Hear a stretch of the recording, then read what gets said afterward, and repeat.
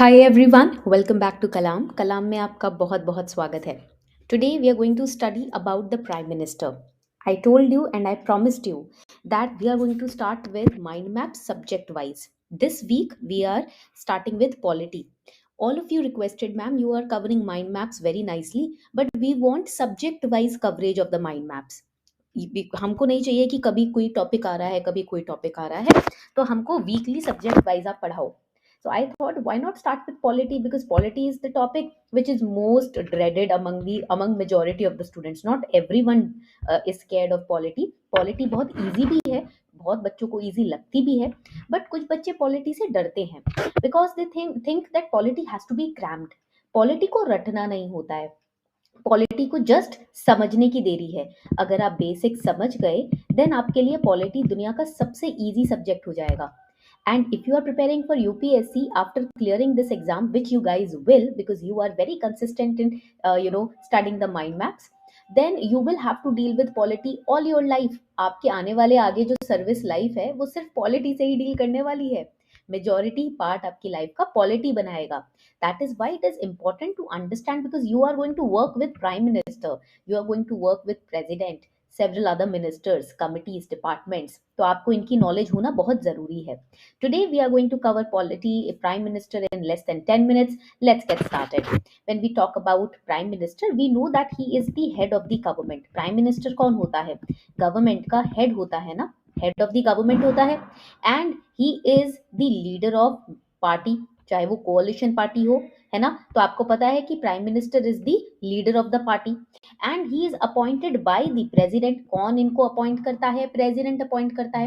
Now that does not mean that prime minister president is directly appointing और picking someone as president. No, as prime minister no. President administers the oath, मतलब जो भी party को majority vote मिलता है उनका जो leader होता है he will be selected as the prime minister. And the oath, जब वो सेलेक्ट होगा प्राइम मिनिस्टर की पोजीशन पे, जो ओथ होगी वो कौन एडमिनिस्टर कराएगा? प्रेसिडेंट एडमिनिस्टर कराएगा. ठीक है. A prime minister is responsible for the administration of the government because he is the leader of the party. जो हमारी मेजर गवर्नमेंट बनी है देश की, उसका लीडर कौन है? प्राइम मिनिस्टर ही तो है. तो एडमिनिस्ट्रेशन की तैयारी कौन जिम्मेदारी लेगा? प्राइम मिनिस्टर लेगा. Then we have Article 75 here. Article 75 says the Council of Ministers shall be appointed by President on the advice of Prime Minister. Prime minister की एडवाइस पर उसका council of minister president appoint करते हैं. ठीक है. तो council of minister is assisting the prime minister in formulating and in executing the policies.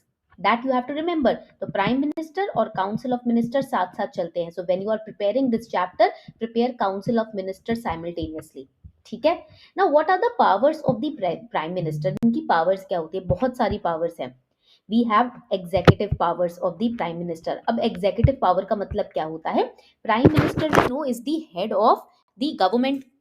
He is the head of Union Council of Ministers, so he is responsible ना for the administration of the government. जब वो Council of Minister का head है, head of government है, तो किसकी जिम्मेदारी होगी policies को execute कराने की? Who will take the responsibility of executing the policies? The Prime Minister. तो ये उनकी executive power हो गई. Then we have legislative powers. Prime Minister is a member of लोक सभा और राज्यसभा, है ना. या तो लोकसभा या राज्यसभा के मेंबर होते हैं prime minister. So he can participate in the proceedings of either of the house. किसी भी हाउस की प्रोसीडिंग्स में पार्टिसिपेट कर सकते हैं, मीटिंग्स में. He advises the president regarding what? Regarding summoning the parliamentary session और डिसोल्यूशन ऑफ लोकसभा. वो एडवाइज करते हैं कि भाई लोकसभा में इस तरीके की अभी केओस चल रहा है, तो आप इस समय डिसॉल्व कर दो, या इस समय आप मीटिंग को खत्म कर दो, रद्द कर दो, या मीटिंग बुलाओ. प्रेसिडेंट फिर मीटिंग बुलाता है. हमने प्रेसिडेंट में चैप्टर में पढ़ा है in the plays sessions that president also summons the meeting on the advice of whom? Prime minister. तो इनकी लेजिस्लेटिव पावर भी है. He has diplomatic powers also. You must have seen prime minister Narendra Modi ji. He travels so many nations, so he is not going on a picnic. he has the diplomatic power of negotiations with the foreign countries. International relations के लिए बहुत important है हमारे prime minister का different nations को visit करना. ठीक है. तो इसीलिए this is under his diplomatic power. He has to receive the delegates coming from the foreign nations. He has to go and conduct negotiations with the foreign countries. He receives the foreign diplomats, ठीक है, ये आपको याद रखना है। He is representing India in the international arena. India का global picture कैसे बनेगा, कैसे India as a global power emerge करेगी, अगर हमारे प्राइम मिनिस्टर दूसरे नेशंस में जाकर अग्रीमेंट्स नहीं फाइनलाइज करेंगे, नेगोशिएशंस नहीं करेंगे। So that is very important. Then we have emergency powers. In times of the national emergency, na prime minister advises the president to what measures should be taken for the security of the nation. And then we have appointment powers: chief election commissioner, governor, CAG, attorney general. तो इनको कौन appoint करता है, ठीक है, कौन nominate appointments के लिए एडवाइस करता है प्रेसिडेंट को? President is appointing them, but who is advising him? Prime minister is advising him. फिर इनके फाइनेंशियल पावर्स भी होते हैं। Prime minister is responsible for overall economic and financial management of the nation, है ना। वाई, हाउ, आपको पता है बजट कौन प्रेजेंट करता है? उन्हीं के मेंबर्स, तो उन्हीं के पार्टी के मेंबर्स प्रेजेंट करते हैं ना, फाइनेंस मिनिस्टर, है ना। And then he ensures that budget is passed. तो ये एग्जाम्पल में आप लिख देंगे budget. So this is very important for prime minister. Prime minister के ऊपर प्रीलिम्स में अराउंड 4 मार्क्स के क्वेश्चन यहीं से पूछे जाएंगे, यही की पॉइंट्स है जो आपको याद रखने हैं, ठीक है।